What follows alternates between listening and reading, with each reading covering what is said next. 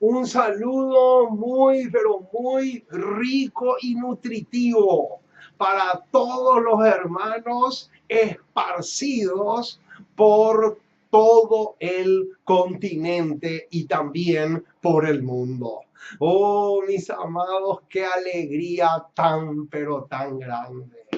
Qué gozo, qué dicha. Qué hermoso es poder proclamar las poderosas y maravillosas verdades del reino de los cielos. Sí, ese es el propósito de este canal.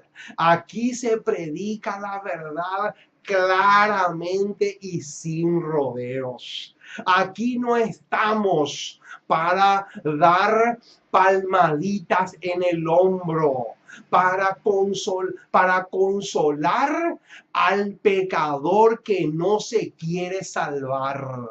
Aquí estamos para decir las cosas tal como son. ¿Por qué? Porque a eso el Señor nos ha llamado. El profeta Isaías es demasiado claro cuando nos dice que tenemos que poner como nuestros mensajes tienen que ser como una trompeta. Dice claramente, clama a voz en cuello, alza tu voz como trompeta y anuncia a mi pueblo su rebelión y a la casa de Jacob su pecado. Así de claro y así de contundente. Somos el ministerio, una voz que clama en el desierto. De esa manera nos pueden encontrar en las redes sociales. Tenemos más de 170 temas ya instalados ahí en nuestro canal oficial. Hoy le traemos el tema número 179 de este enorme buffet espiritual, donde juntos podemos enriquecernos espiritualmente hablando. Aquí se hace mucho buceo, o sea, aquí nos colocamos el equipo de buceo y nos zambullimos en aguas profundas. Lamento por aquellos que se quedan en la superficie, porque en la superficie no van a encontrar nada. La única manera de encontrar perlas y tesoros escondidos es si nos zambullimos y nadamos en aguas profundas. Alabado sea el nombre maravilloso de nuestro gran Dios y Salvador Jesucristo. Qué gozo enorme, mis amados, poder predicar la poderosa palabra del Señor. Y hoy vamos a compartir con ustedes un tema más de la palabra de nuestro Dios. El apóstol Pablo, cuando le escribe a los corintios, les dice así: pero tenemos este tesoro en vasos de barro, para que la excelencia del poder sea de Dios y no de nosotros. Oh, mis amados, hoy vamos a extraer una porción más de ese enorme tesoro que es la palabra maravillosa de nuestro Dios, porque los vasos de barro somos nosotros. Oh, mis amados, estamos felices porque podemos darle alas a la palabra de nuestro Dios. Anhelamos que estos mensajes puedan expandir, puedan diseminarse por todo, no solamente nuestro continente, sino que también puedan llegar a esas islas que ni siquiera se ve en el mapa. Oh, mis amados, cuánta alegría va a ser que podamos realmente colaborar en la expansión del mensaje. Qué hermoso es la palabra de nuestro Dios. Muy bien, vamos entonces a comenzar doblando nuestras rodillas para iniciar el tema de esta ocasión. Vamos a orar para pedirle al Dios del cielo que nos pueda bendecir en esta ocasión. Oremos. Amante Dios y Padre que estás en el cielo, una vez más nos acercamos a ti para darte gracias. Muchísimas, pero muchísimas gracias por tu palabra. Gracias por tus promesas. Gracias por el privilegio de conocerte. Gracias porque un día nos llamaste de las tinieblas a tu luz admirable. Gracias porque en Jesús tenemos abundante redención y vida eterna. Gracias, oh Dios, por el privilegio que tenemos de ser parte de la gran familia de Dios, como dice el apóstol Pablo. Gracias por tu palabra. Y en esta hora, Señor, en que vamos a estudiar tu palabra, anhelamos que el Espíritu Santo pueda grabar con letras de fuego en nuestras mentes estos temas, estos mensajes, de tal manera que nos puedan dar esa musculatura espiritual que necesitamos para poder hacerle frente a las últimas pruebas por las que sí o sí tenemos que pasar antes que Cristo venga. Oh Señor, nos encomendamos en tus brazos como somos. Perdona nuestras faltas. En forma muy especial queremos orar por aquellos misioneros que están en países donde no hay libertad de culto. De tal manera que tú seas con ellos en medio de las dificultades que puedan tener, porque sabemos que no todos los países se puede proclamar tu palabra. Oh Señor, nos encomendamos en tus brazos como somos y anímanos, estimúlanos a seguir adelante a pesar de las dificultades que tengamos en nuestro camino. Nos encomendamos en tus brazos como somos. Gracias por escucharnos, porque sabemos que vas a contestar nuestros pedidos de acuerdo a tu infinita sabiduría. Porque te pedimos en el precioso y maravilloso nombre de Jesús. Amén y amén. Muy bien, mis amados, estamos listos entonces para comenzar el tema de esta ocasión. Hoy tenemos un tema muy, pero muy especial. Les puedo asegurar que lo van a escuchar por primera vez en su vida. Vale la pena, mis amados, que analicemos este tema, pero con lujo de detalles. Vamos a mirar un poco nuestra pizarra porque aquí aparece el título de la tesis teológica que vamos a defender hoy a capa y espada, con uñas y dientes, pero sobre todas las cosas a la luz de un escrito está. Alabado sea el nombre maravilloso de nuestro gran Dios y Salvador Jesucristo. Muy bien, ¿cuál es el título del tema de hoy? Se titula así: Dios en el banquillo de los acusados. ¡Qué tremendo, mis amados! ¡Qué tema más impresionante! Y este tema lo vamos a estudiar con lujo de detalles. Dios en el banquillo de los acusados.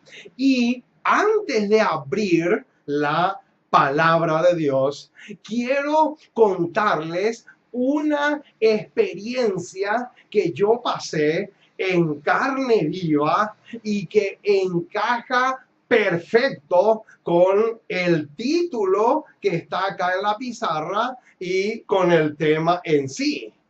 Resulta que hace un tiempo atrás, yo estaba saliendo de un local comercial por razones laborales y de repente veo que un hombre ciego con su bastón, con el famoso bastón que ellos usan para caminar por las veredas o por las calles o por todas partes. Entonces yo me acerco a ese hombre, ¿verdad? Y le ofrezco mi ayuda. Le digo si le podía ayudar. Entonces él me dice que sí, que no tenía problema. Entonces yo le agarro de un brazo, ¿verdad? Y nos íbamos caminando perfectamente. Pero yo veo que en la otra mano él tenía un cigarrillo y estaba fumando. Entonces yo le digo, hermano, vos sabés que tengo la solución para que dejes de fumar. Tengo la clave del éxito para que dejes el cigarrillo. ¿A ti te gustaría dejar el cigarrillo? ¿Te gustaría dejar de fumar? Tengo la solución y te voy a decir cuál es la solución. ¿Sabes cuál es la solución? La solución es Jesús. En Jesús está la clave del éxito. En Jesús y su palabra. Cuando yo le dije eso, automáticamente el hombre se empezó a poner nervioso y me dijo así: si me vas a ayudar con el propósito de hablarme de él, no quiero tu ayuda. ¿Cómo? ¿Cómo, mi estimado? Entonces yo le dije, pero ¿por qué te pones así? No hace falta que te pongas nervioso. Pero ¿por qué me dices eso? Y saben, hermano, saben la respuesta que me dio. La respuesta que me dio fue la siguiente. Escuchen bien la respuesta que me dio. Yo no quiero saber nada de Jesús. Yo no quiero saber nada de él. ¿Por qué? Porque él tiene la culpa. Él tiene la culpa que yo esté como estoy. ¿Cómo? Tremendo, mis amados. Entonces, cuando él me dijo eso, yo seguía sosteniéndole uno de los brazos. Entonces él me sacó su brazo de mi mano, ¿verdad? Y se fue solo. No quiso saber nada. Pero ¿por qué traigo esto a colación? ¿Saben por qué traigo esto a colación?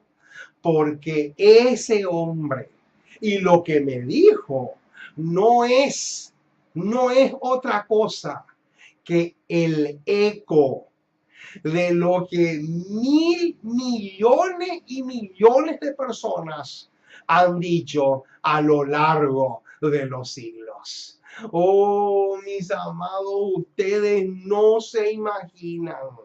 Millones y millones, trillones y trillones de personas a lo largo del tiempo le han puesto a Dios, le han hecho sentar a Dios en el banquillo de los acusados. Como me dijo este hombre ciego, Jesús tiene la culpa de que yo esté como estoy. Cuando él dijo eso, automáticamente le hizo sentar a Jesús en la silla que se llama el banquillo de los acusados. Y a lo largo de la historia, millones y millones de personas le han hecho sentar a Jesús en el banquillo de los acusados. Oh, mis amados, ahora surge la pregunta: ¿con qué versículo de la palabra de Dios podemos demostrar que es imposible, es absolutamente imposible hacerle sentar a Jesús en el banquillo de los acusados? Esa es la pregunta del millón. ¿Con qué versículo podemos demostrar que es completamente absurdo, completamente ridículo, fuera de foco, hacerle sentar a Jesús en el banquillo de los acusados? Vamos a buscar el pasaje en cuestión. Vamos a poner aquí el texto clave. El texto clave es Eclesiastés capítulo 7, versículo 29. Acá está. Este pasaje es clave, mis amados. Eclesiastés capítulo 7, versículo 29. Un pasaje demasiado precioso, un versículo demasiado rico, demasiado maravilloso. Vamos a buscar y vamos a saborear ese versículo porque realmente es una belleza.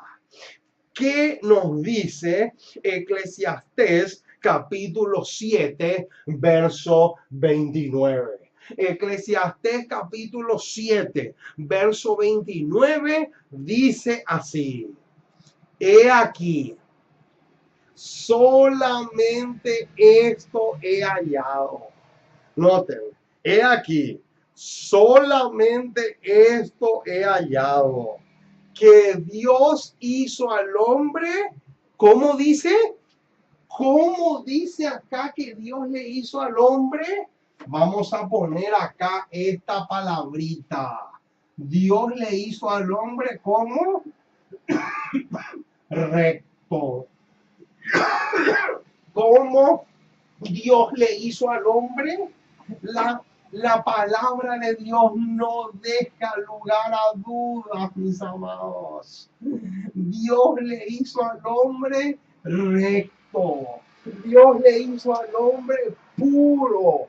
Dios le hizo al hombre perfecto. Dios le hizo al hombre sano 100%. Dios le hizo al hombre 100% recto. Ni siquiera tenía inclinaciones hacia el mal, ni heredada, ni mucho menos cultivada. Dios le hizo al hombre puro, precioso y recto. La palabra de Dios dice de una manera que no podemos dudar. Entonces, el texto bíblico, el versículo 29, dice que Dios le hizo al hombre recto. Esa palabra recto es lo mismo que perfecto, puro, sin mancha y sin arruga. Pero noten cómo termina el versículo. El versículo termina diciendo: pero ellos buscaron muchas, ¿qué cosa? Muchas perversiones. Aquí está, mis amados, clarito como el agua. He aquí, dice el versículo, que Dios le hizo al hombre recto, puro, inmaculado, santo, sin tacha. Pero el versículo también dice que ellos buscaron muchas perversiones. O sea, que Eclesiastés 7:29 deja demasiado claro que Dios no puede estar en el banquillo de los acusados. Ahora, vamos a buscar otros pasajes, otros versículos que son, por decir de una manera, son parientes cercanos de Eclesiastés 7:29. Los versículos que corren paralelo a Eclesiastés 7:29 son Génesis capítulo 1, versículo 26 y 31. También tenemos Génesis capítulo 3, versículo 6. También tenemos Génesis capítulo 6, versículo 12. También tenemos Deuteronomio capítulo 32, versículos 4 y 5. Y también tenemos Jeremías capítulo 2, versículo 13. Y también tenemos Santiago capítulo 1, versículo 13 y 14. Aquí están. Todos estos pasajes que aparecen aquí tienen una relación muy, pero muy estrecha con Eclesiastés 7:29, que es nuestro texto de cabecera. Muy bien, vamos entonces a comenzar con Génesis 1. Vamos al primer libro de la Biblia, Génesis capítulo 1, versículo 26. Génesis capítulo 1, versículo 26 dice así: entonces dijo Dios, hagamos al hombre a nuestra imagen, conforme a nuestra semejanza, y señoré en los peces del mar, en las aves de los cielos, en las bestias, en toda la tierra y en todo animal que se arrastra sobre la tierra. Noten, el versículo 26, la primera parte dice que el hombre fue hecho a imagen y semejanza del Señor. Ahora, noten lo que dice el versículo 31. El versículo 31 de Génesis capítulo 1.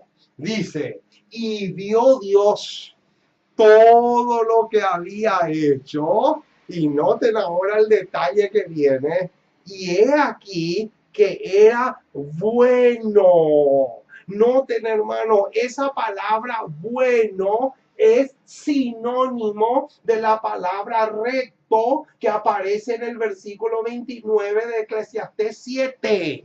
Ojo con eso. Ahora, noten lo que dice. No solamente dice que era bueno, sino también dice que era bueno en gran manera.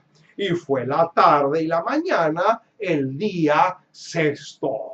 Ahí está, ahí encontramos un sinónimo de la palabra recto que ya vimos en Eclesiastés 7:29. Ahora, veamos un poco Génesis 3:6. Génesis 3:6 dice así: y vio la mujer que el árbol era bueno para comer y que era agradable a los ojos y árbol codiciable para alcanzar la sabiduría. Y tomó de su fruto y comió, y dio también a su marido, el cual comió así como ella.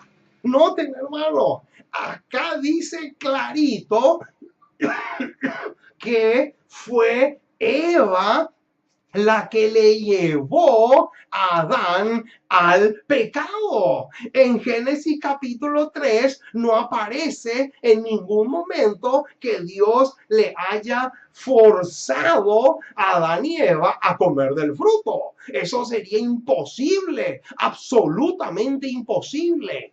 Ahora, veamos un poco Génesis 6:12. Génesis 6, versículo 12. Noten, hermano, otro detalle tremendo.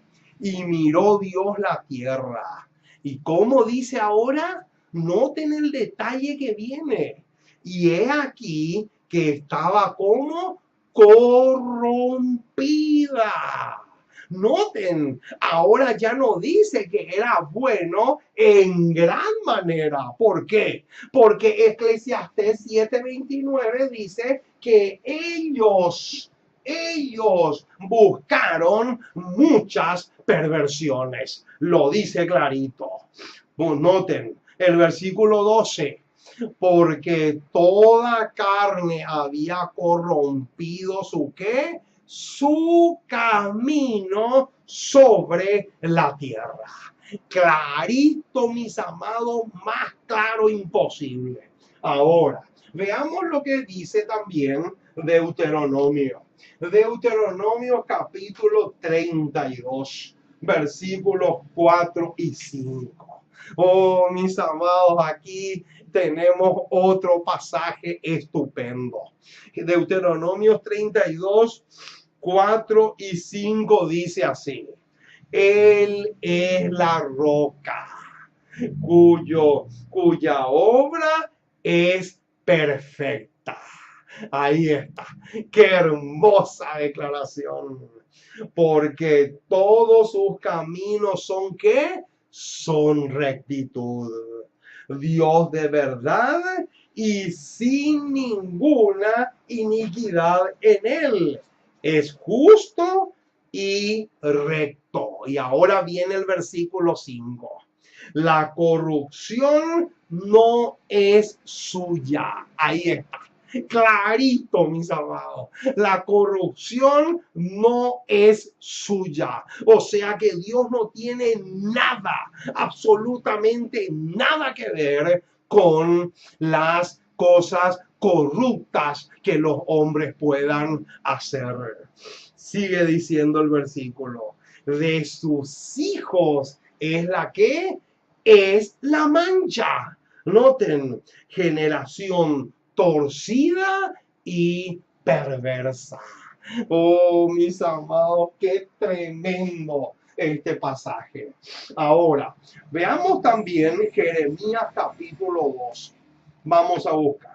Jeremías capítulo 12. Jeremías capítulo 2, versículo 13.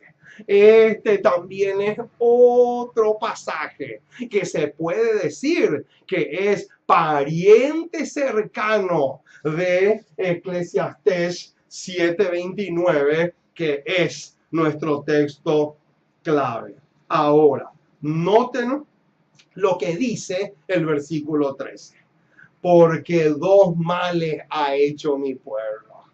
Me dejaron a mí fuente de agua viva y cavaron para sí cisternas rotas que no retienen agua. Oh, mis amados, más claro imposible. ¿Qué dice acá? Acá dice, porque dos males ha hecho mi pueblo. Número 1, me dejaron a mí. Y número 2, cavaron para sí cisternas rotas que no retienen el agua. Eso es tremendo. Y veamos también Santiago. Santiago capítulo 1, versículos 13 y 14. Veamos también este pasaje, porque también este versículo arroja luz sobre Jeremías 7:29. Y dice así el versículo 13 en adelante. Santiago 1:13 en adelante. Cuando alguno es tentado, y ojo ahora con el detalle que viene, subraye la muerte, el detalle que viene porque es clave. Cuando alguno es tentado, no diga que es tentado de parte de Dios. Ahí está. Noten, hermanos, ese detalle es crucial. Cuando alguno es tentado, no diga que es tentado de parte de Dios, porque Dios no puede ser tentado por el mal, ni Él tienta a nadie. Noten, hermanos, qué clarísimo pasaje. Más claro que esto, imposible. Versículo 14. Sino que cada uno es tentado cuando de su propia concupiscencia es atraído y seducido.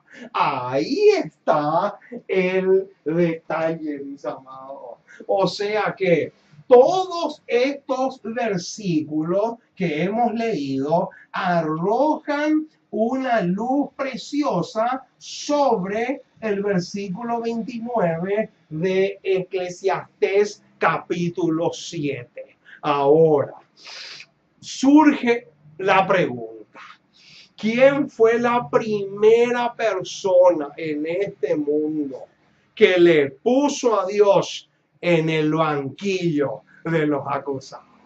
Oh, mis amados, este es tremendo. ¿Quién fue la primera persona en este planeta Tierra que le hizo sentar a Dios en el banquillo de los acusados? Vamos a buscar Génesis capítulo 3, versículo 12. Ahí está la respuesta. Génesis capítulo 3, verso 12. Génesis capítulo 3, verso 12. Noten lo que dice. Y el hombre respondió: la mujer que me diste por compañera me dio del árbol y yo comí. Ahí está. Noten, hermano, ¿quién fue entonces la primera persona que le hizo sentar a Dios en el banquillo de los acusados? La primera persona fue Adán. Lo dice el versículo 12 del capítulo 3 de Génesis. Ahora, escuchen esta cita que se encuentra en Patriarcas y Profetas, página 41. Noten, hermanos, esta declaración es espectacular. Patriarcas y Profetas, página 41, dice así: Adán no podía negar ni disculpar su pecado. Noten, hermanos, qué tremendo detalle. ¿Cómo dice? Adán no podía negar ni tampoco disculpar su pecado. Pero en vez de mostrar arrepentimiento, culpó a su esposa y de esa manera al mismo Dios. Ahí está. O sea, que cuando Adán le dijo al Señor: la mujer que me diste, esa expresión automáticamente fue Dios el culpable, porque Dios fue el que le dio a Eva por esposa para Adán. Entonces, aquí dice clarito, mis amados, que como Adán no podía negar ni tampoco disculpar o tapar su pecado, automáticamente lo que hizo fue colocarle a Dios en el banquillo de los acusados, cuando en realidad la actitud correcta iba a ser la de un profundo y verdadero arrepentimiento. Ahora, ¿cuál fue la razón principal por la cual Adán le culpó a Dios por su pecado? Esta es otra pregunta bastante interesante.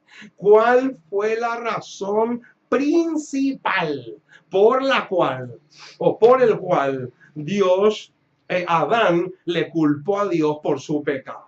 Patriarcas y Profetas, página 41. Dice así: el que por amor a Eva había escogido deliberadamente perder la aprobación de Dios y su hogar en el paraíso, noten, después de su caída. Noten. Ahora el detalle que viene. Después de su caída, culpó de su transgresión a su compañera y aún a su mismo creador. Tan terrible, noten hermanos el detalle que viene ahora, tan terrible es el poder del pecado. Noten hermanos, esta declaración es tremenda. ¿Cuál fue entonces la razón principal por la cual Adán le culpó a Dios o le hizo sentar a Dios en el banquillo de los acusados? Ahí lo dice clarito. Eso fue efecto del poder del pecado. Qué tremendo, mis amados, si pudiéramos entender lo que estamos diciendo. Qué cosa más impresionante. Cuánto poder tiene el pecado. Es realmente impresionante. Ahora, otro detalle es el siguiente. ¿Cuál fue la segunda persona que le puso a Dios en el banquillo de los acusados? Génesis 3, verso 13. Vamos a buscar ese pasaje. Génesis capítulo 3, versículo 13, dice así: entonces Jehová Dios dijo a la mujer, ¿qué es lo que has hecho? Y dijo la mujer, la serpiente me engañó y comí. Ahí está. Noten, hermano, la serpiente me engañó y comí. Aquí también a Eva le hizo sentar a Jesús en el banquillo de los acusados. No directamente, pero sí indirectamente. ¿Saben por qué? La razón es sencilla. Porque la serpiente era creación divina. Así de sencillo. La serpiente fue uno de los animales que Dios había creado en el Edén. Por lo tanto, el creador también era culpable, según el versículo 13 de los propios labios de Eva. Ahora, noten lo que dice Patriarcas y Profetas, página 41. Dice así: cuando la mujer fue interrogada, contestó, ¿por qué creaste la serpiente? Ahí está. Noten, hermano. ¿Por qué creaste la serpiente? ¿por qué la dejaste entrar en el Edén? Así como Adán, ella culpó a Dios por su caída. Ahí está, mis amados, más claro, imposible. Es impresionante, hermanos, la cantidad, pero la cantidad de hombres y mujeres que después de Adán y Eva, que fueron los dos primeros en hacerle sentar a Jesús en el banquillo de los acusados, después de eso, millones y millones de personas repitieron la misma acusación. Oh, mis amados, y el fruto de eso fue el poder del pecado. Eso vino como fruto del poder del pecado. Lo dice la cita clarísimo. Ahora, ¿cuál fue la razón por la cual Eva le culpó a Dios por su caída? Veamos un poco. Él es Patriarcas y Profetas, página 41. Dice, el espíritu, noten el detalle que viene ahora, el espíritu de autojustificación, ahí está, ahí tenemos que parar un momentito. Vamos a borrar esto acá y vamos a poner esta palabrita que es demasiado clave. ¿Qué dice que qué clase de espíritu tenía tanto Eva como Adán? Acá dice autojustificación. Justificación. Acá está. Esta es la palabrita clave. El espíritu de autojustificación fue lo que le llevó a tanto a Eva como a Adán también a colocarle a Dios en el banquillo de los acusados. Noten, el espíritu de autojustificación se originó en el padre de la mentira. Noten, hermano, ¿qué espíritu se originó en el padre de la mentira? O sea, en Lucifer, el espíritu de autojustificación. Entonces, en el momento que Adán y Eva pecan, en ese momento Lucifer le pasa el virus a Adán y Eva, y ese virus se llama autojustificación. Qué tremendo, mis amados. Noten, el espíritu de autojustificación se originó en el padre de la mentira. Lo manifestaron nuestros primeros padres y se ha visto en todos los hijos e hijas de Adán. Ahí está.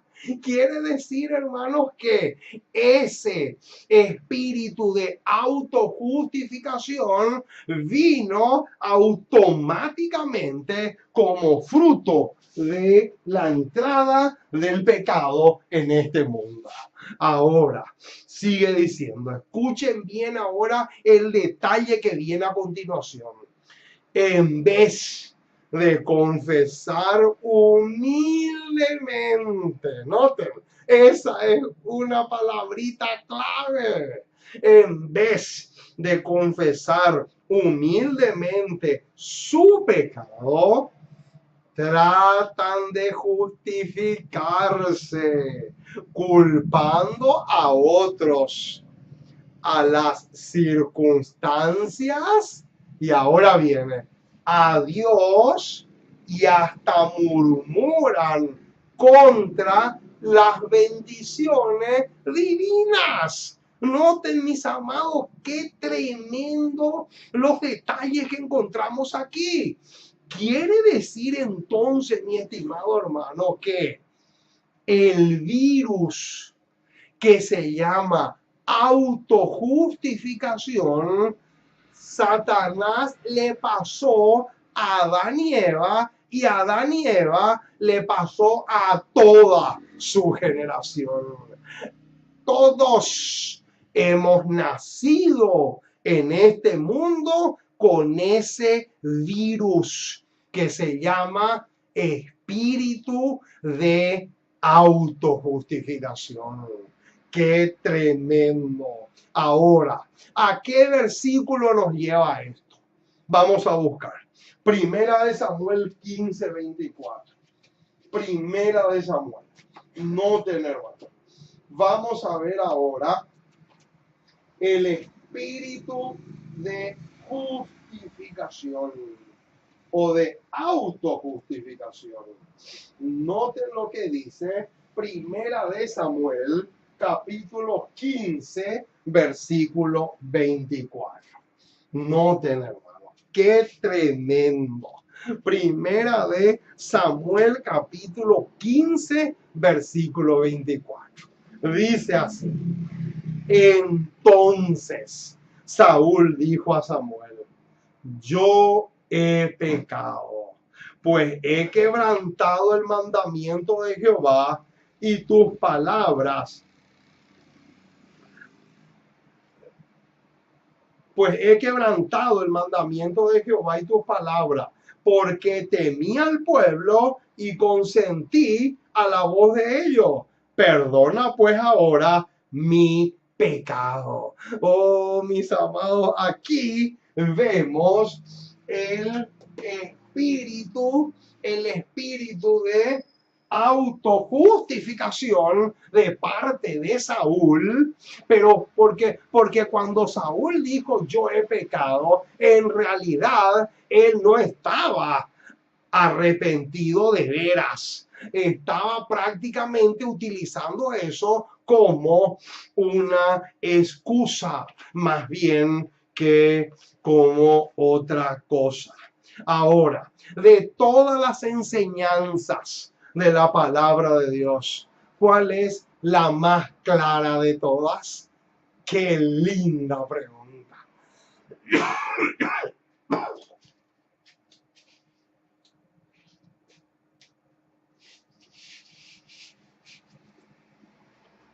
Repetimos la pregunta.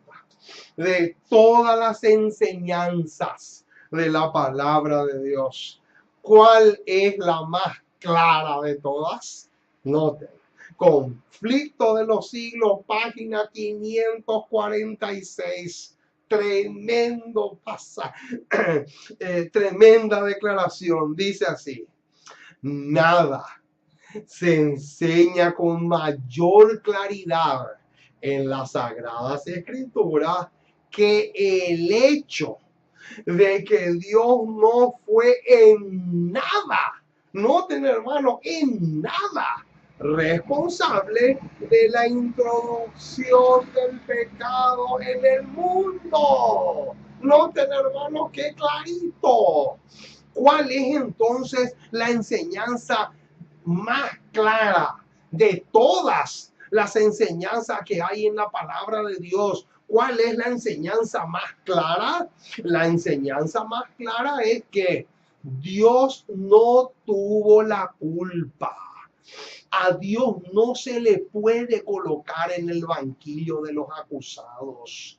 Es completamente imposible. Es una utopía hacer eso.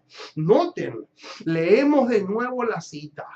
Nada se enseña con mayor claridad en las Sagradas Escrituras que el hecho de que Dios no fue en nada responsable de la introducción del pecado en el mundo y de que no hubo retención arbitraria de la gracia de Dios, ni error alguno en el gobierno divino que diera lugar a la rebelión.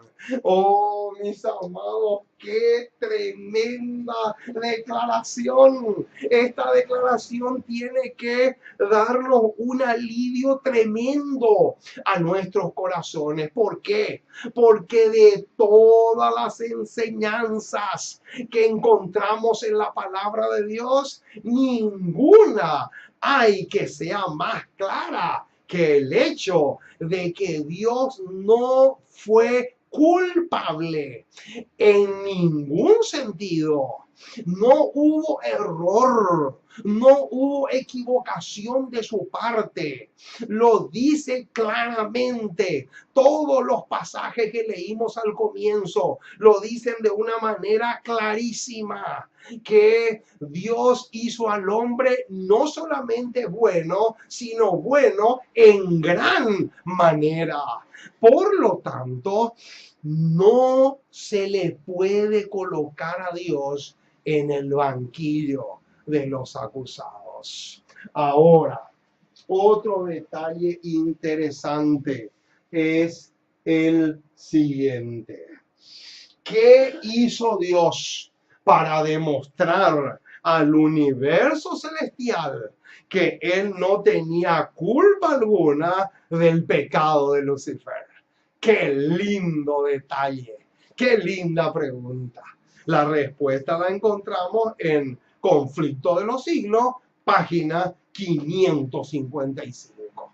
Hermosura de hermosura, belleza de belleza, ricura de ricura, lo que viene a continuación. Noten, cuando el hombre pecó, Dios dio una prueba de su amor, consintiendo en que su hijo muriese por la raza caída. Ahí está. Noten, hermano, cuando el hombre peca, Dios dio una prueba de su amor. ¿Y en qué consistió esa prueba? En que su hijo iba a morir por la raza caída. Noten, el poderoso argumento de la cruz demuestra a todo el universo. Noten, el poderoso argumento de la cruz se levanta ante todo el universo como un testimonio que el gobierno de Dios no era de ninguna manera responsable del camino de pecado que Lucifer había elegido. Ahí está, mis amados. Qué tremendo detalle. Aquí vemos que lo que sucedió en el Gólgota, la muerte de Cristo, no es otra cosa que un testimonio poderosísimo de que Dios no fue en ninguna manera responsable del camino torcido que primero tomó Lucifer y después tomaron nuestros primeros padres y aquellos que le siguieron después, como en el caso de Caín y de los que vivieron en el diluvio. Oh, mis amados, qué tremendo lo que estamos diciendo. Ahora, ¿qué otro versículo del Nuevo Testamento demuestra que Dios no puede estar sentado en el banquillo de los acusados? Vamos a buscar. Mateo capítulo 13, versículos 27 y 28. Vamos a buscar este pasaje. Aquí vamos a encontrarnos con una parábola muy famosa, porque en Mateo capítulo 13 aparece la famosa parábola del trigo y la cizaña. Mateo capítulo 13, Mateo capítulo 13, versículos 27 y 28. Mateo capítulo 13, versículos 27 y 28 dice así. Vinieron entonces los siervos del padre de familia y le dijeron, Señor, ¿no sembraste buena semilla en tu campo? ¿De dónde pues tiene cizaña? Noten, hermanos, qué pregunta más espectacular. Y ahora viene el versículo 28. Él le dijo, un enemigo ha hecho esto. Ahí está, mis amados, qué tremendo. Un enemigo ha hecho esto. Quiere decir entonces, mi estimado, escúchame bien lo que te voy a decir. Quiere decir que el motivo por el cual Satanás le lleva a millones y millones de personas a colocarle a Dios en el banquillo de los acusados es justamente para que Él no aparezca como el principal culpable.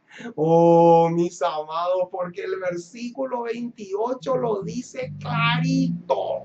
En el versículo 28 encontramos una clave tremenda. Dice el versículo 28, leamos de otra vez. Él le dijo, un enemigo ha hecho esto. Ahora, noten el versículo, el versículo 39. Mateo, siempre en Mateo 13, versículo 39. El enemigo que la sembró es el diablo. Ahí está. Noten, hermano, el enemigo que sembró la cizaña, el enemigo es nada más y nada menos que Lucifer. Oh, mis amados, qué tremendo lo que estamos diciendo. Ahora, noten esta cita de Palabras de Vida del Gran Maestro, página 51. Qué declaración más espectacular. Noten lo que dice. La enseñanza de esta parábola está comentando parte de la parábola del trigo y la cizaña de Mateo 13. Entonces dice, la enseñanza de esta parábola queda ilustrada en el propio trato de Dios con los hombres y los ángeles. Cuando Satanás pecó en el cielo, aún, noten el detalle que viene ahora, aún los ángeles leales, ojo con ese detalle, ¿qué dice? Aún los ángeles leales no comprendieron plenamente su carácter. Imagínense, mis amados, hasta qué punto es el trabajo tan sutil que el enemigo hace. ¿Por qué? Porque dice que ni aún los ángeles leales, ni aún los ángeles que quedaron fieles en el cielo pudieron realmente asimilar o comprender plenamente el tremendo engaño, la tremenda cizaña que Satanás estaba sembrando. Entonces sigue diciendo, esta es la razón por la cual Dios no destruyó en el acto a Satanás. Ahí está. Noten, hermanos, ¿cuál fue la razón principal por la cual Dios no le destruyó a Satanás en el acto? Acá dice que fue porque los ángeles leales no habían captado ni asimilado plenamente el propósito o los propósitos que el enemigo tenía en mente. Sigue diciendo, si lo hubiera hecho, los ángeles fieles, o sea, si lo hubiera hecho, o sea, si Dios le destruía, les eliminaba a Satanás y sus ángeles, les eliminaba, porque Dios con un soplo, Dios los podía eliminar por completo, aniquilarlos por completo. Pero noten, si lo hubiera hecho, los ángeles fieles no hubieran percibido la justicia y el amor de Dios. Ahí está. Noten, mis amados. Noten, mis amados, qué tremendo lo que estamos diciendo. Noten, vamos a poner acá la justicia número 1 y número 2, el amor de Dios. Quiere decir que si Dios le eliminaba, si Dios les aniquilaba a Satanás y sus ángeles, los ángeles leales no iban a comprender ni la justicia de Dios ni el amor de Dios. Por esa razón, en su infinita sabiduría, Dios le dejó a Satanás que siga su rumbo. Ahora, noten cómo sigue diciendo. Dice, una duda, noten, una sola duda acerca de la bondad de Dios habría sido una mala semilla. Noten, mis amados, qué tremendo, que dice una sola duda, una sola. No hacía falta que Satanás siembre 25 o 30 clases de duda, no, con una sola ya bastaba para sembrar la cizaña en las mentes de los ángeles leales. Noten, una duda acerca de la bondad de Dios habría sido una mala semilla. Por lo tanto, el autor del mal fue dejado con vida hasta que desarrollase plenamente su carácter. Oh, mis amados, qué tremendo lo que hemos visto en esta noche. Que Dios te bendiga rica y abundantemente. Ojalá que este tema nos pueda servir y de mucho para que podamos realmente tener la plena, pero la plena y completa claridad de que es imposible colocarle a Dios en el banquillo de los acusados. Vamos a orar para terminar nuestra programación de la fecha, para pedirle al Dios del cielo que pueda grabar este tema en nuestros corazones. Vamos a clamar al Señor. Oremos. Amante Dios, Padre Celestial, una vez más nos acercamos a ti para darte gracias. Muchísimas gracias por tu palabra. Gracias por tus promesas. Gracias por tener misericordia de nosotros. Gracias porque realmente eres bueno y maravilloso para con nosotros en gran manera. Y en esta hora, Señor, queremos pedirte que te quedes con nosotros, que nos ayudes mucho. Te necesitamos mucho, mucho. Gracias, oh Dios, por el tema que hemos estudiado hoy y lo podemos compartir con muchos hermanos a través de las redes sociales. Oh Señor, bendícenos abundantemente, fortalécenos. Te necesitamos mucho, mucho, mucho. Queremos que sea con nosotros en todo el sentido de la palabra. Danos el valor que necesitamos para ponernos de parte de la verdad, aunque se desplomen los cielos. Y nos entregamos en tus brazos como somos, porque te pedimos en el precioso y maravilloso nombre de Jesús. Amén y amén.